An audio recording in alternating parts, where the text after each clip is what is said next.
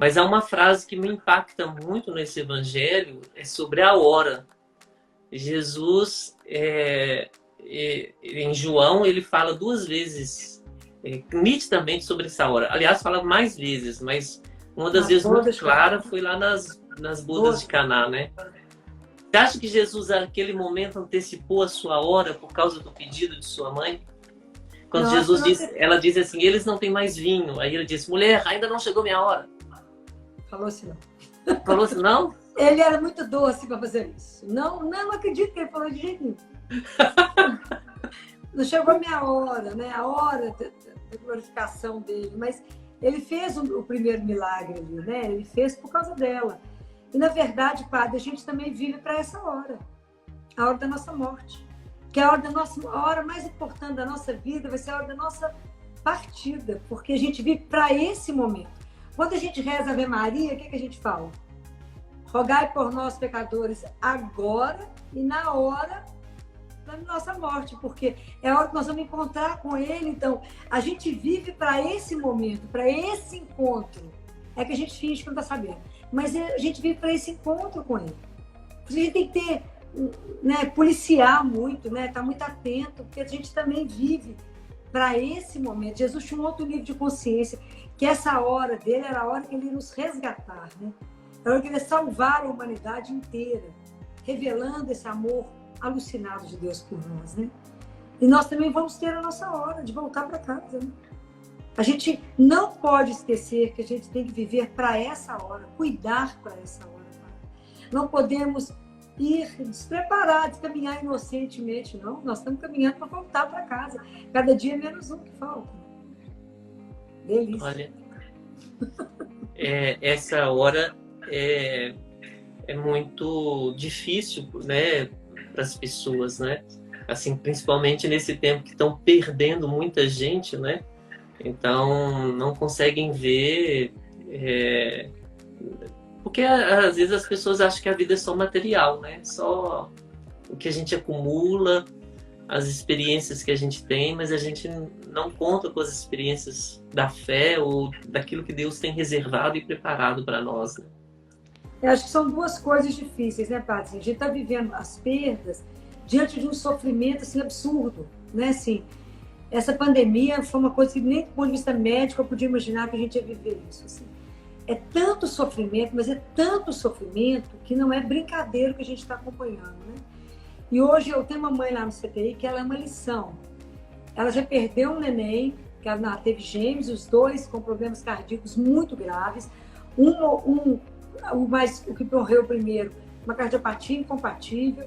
O segundo, a cardiopatia é muito grave, mas ele está nos surpreendendo.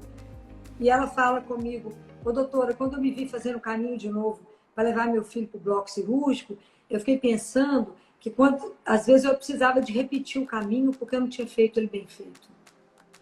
Que isso? Presta atenção nessa mulher. Aí, ela é impressionante. Aí hoje, eu cheguei, ela estava chorando, falei com ela, você já está cansada? Que vai fazer 1 ano que você está nessa luta, os nenéns nasceram prematuros. Ela falou, não, doutora Filó, eu, na verdade, eu estou me sentindo gestante ainda, porque eu ainda não pude levar para casa, esse neném ainda está aqui, então eu ainda estou grávida. Eles ainda não nasceram. E eu continuo pedindo a Jesus a graça de levar minha filha para casa, pelo menos para me dar um banho. Eu só quero poder dar um banho. Mas eu também não sei se isso vai ser a vontade dele. Mas se não for, quem sou eu para questioná-lo? Eu não questiono. Eu estou chorando porque eu perdi meu irmão hoje de madrugada de Covid. Nossa. Ele estava com câncer e perdi. Mas, doutora, eu não reclamo de nada, não, porque se eu rezo, seja feita a vossa vontade, seja feita a vossa vontade. Eu não reclamo de nada. Eu falo com ele só para me dar força, para poder viver. Se meu marido falou, vem passar a Semana Santa aqui, eu falei, não posso, porque se meu filho está na Santa Casa, eu também tenho que estar na Santa Casa. Porque se nós estamos aqui ainda, porque assim é a vontade de Deus. Então a vontade de Deus é perfeita, doutora. E eu vou viver o que tiver que viver, até o fim. Que assim é o que Ele quer. Então a fé dela é algo assim, impressionante. Assim. É uma mulher muito firme, está num sofrimento louco, mas ela falou comigo, eu tenho opção? Eu falei, tem, você poderia estar lamentando, lamuriando como uma hiena. mas você fez a opção de enfrentar tudo isso. E eu falei com ela que a gente vai tomando a consciência que Deus é vivo e Ele caminha conosco. E na dor, a gente não passa sozinho. A gente fala, passa comigo, Jesus, se o Senhor me der a mão, né? Eu lembro que eu falei isso com ele na hora que eu estava vindo ver meu pai para morrer, né? Quando eu entrei na capela, na hora que eu fui subir para poder ver no CTI, falei com Jesus, só me dá a mão? Se o Senhor me der a mão, não terei medo. É isso, né? É dar a mão, por mais difícil que seja. Nós estamos perdendo muita gente, nós estamos sob ameaça, porque a gente não sabe quem é que vai adoecer, quem é que vai morrer, não sabemos. Mas a certeza que a morte não tem a última palavra. Eu falo que a morte nos tonteia, mas ela não nos derruba. Hoje me ligaram e falaram, o pai de uma menininha de 3 aninhos, com 44 anos, acabou de morrer de Covid de uma forma súbita.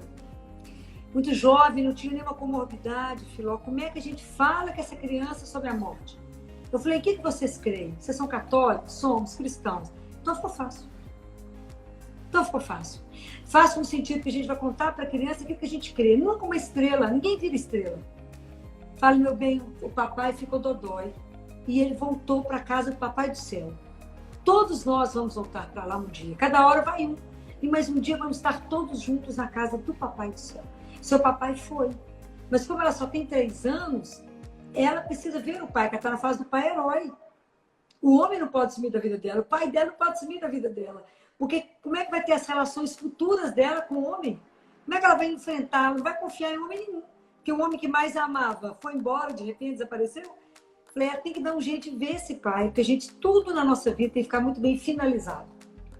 E eu falei com os avós, falei, é na fé. Nós vamos viver a fé e essa criança vai sobreviver por causa do nosso testemunho de fé, do testemunho de vocês de fé. Vai chorar? Vamos. A gente lamenta. Mas a nossa fé diz que a morte não tem a última palavra, porque foi para isso. Jesus veio e nos revelou que nós somos, a nossa vida não vai encerrar aqui. É isso, né, Padre? É essa alegria de saber que Deus nos convidou para uma vida. É o maior dom que Ele pode ter dado para cada um de nós. E nós não podemos desperdiçar a vida vivendo para nós mesmos. Mas nós temos que viver a nossa vida em função do outro, né? Assim, de colocar a nossa vida para Jesus, falar, Jesus, como é que o Senhor quer que eu viva, né? Estou aqui, se eu nasci para vos amar e vos servir, estou à sua disposição.